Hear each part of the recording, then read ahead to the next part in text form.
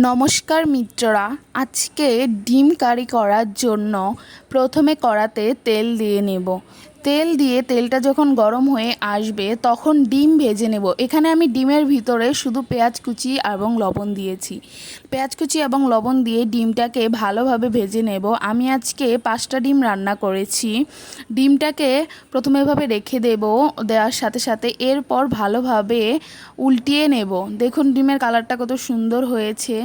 ডিমটাকে ভালোভাবে ভেজে আমি এক সাইড করে রেখে দেব।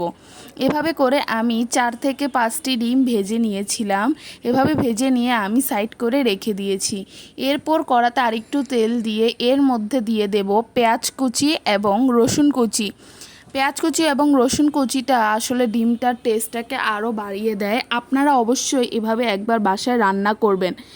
পেঁয়াজ কুচি এবং রসুন কুচিটাকে ভালোভাবে নেড়ে চেড়ে নেব। এগুলো যখন হালকা হালকা ভাজা হয়ে আসবে তখন এর মধ্যে আমি কিছু মশলা অ্যাড করব।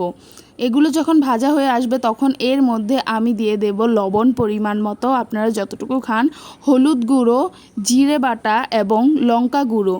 লঙ্কা গুঁড়োটা অবশ্যই আপনারা আপনাদের মতো করে দিবেন, যে যতটা ঝাল খান ঠিক ততটা পরিমাণে লঙ্কা গুঁড়ো দিবেন। লঙ্কা গুঁড়োটা বেশি দিলে আবার খেতে ঝাল লাগবে বেশি।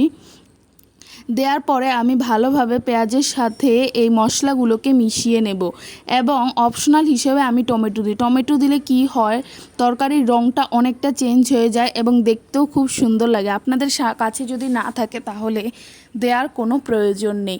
এখন আমি ভালো মতো নাড়িয়ে চাড়িয়ে একটু জল দিয়ে দেব যাতে মশলাটা পুড়ে না যায়। ভালো মতো জল দিয়ে নাড়িয়ে চাড়িয়ে নেব। দেখুন কালারটা কত সুন্দর এসেছে। টমেটোটা যখন আরেকটু গলতে শুরু করবে তখন দেখবেন কালারটা আরও বেশি সুন্দর হবে। টমেটোটা আসলে একটা এমন উপকরণ যেটা আমাদের রান্নার স্বাদকে আরও দ্বিগুণ করে তোলে।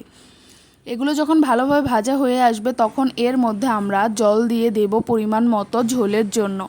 জলটাকে আমরা ফুটতে দিতে শুরু করব, মশলাটার সাথে ভালোভাবে মিশিয়ে নেব। এটা যখন ফুটতে শুরু করবে তখন এর মধ্যে আমরা ভেজে রাখা সাইডের ডিমগুলো দিয়ে দেব। ডিমগুলো দিয়ে দেব আর ঝোলটা আপনারা অবশ্যই একটু গ্রেভি গ্রেভি রাখার চেষ্টা করবেন। এভাবে গ্রেভি গ্রেভি রাখলে আসলে খেতে খুব ভাল লাগে। দেখুন আমি 4টা ডিম দিয়ে দিয়েছি। 4টা ডিমের সাথে ভালোভাবে রেখে দিয়েছি। অল্প অল্প আছে ডিমগুলোকে ফুটতে দিতে হবে, তাহলে ডিমগুলো খেতে খুব জুসি লাগবে। আমাদের ঝোলটা দেখুন কমে আসছে।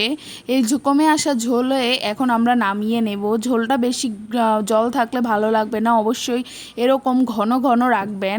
আমাদের ডিম রান্না করা একেবারে হয়ে গিয়েছে। আপনারা অবশ্যই বাসায় এভাবে একবার ট্রাই করবেন।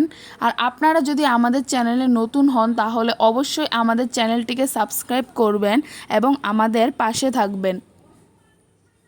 দেখুন ডিমটা কতটা সুন্দর হয়েছে এবং খেতে খুবই সুস্বাদু হয়েছিল। ডিমটা কতটা নরম হয়ে গিয়েছে দেখুন, ঝোলটা কম রয়েছে এবং ডিমটাও নরম হয়েছে। অবশ্যই বাসায় বানাবেন। টাটা।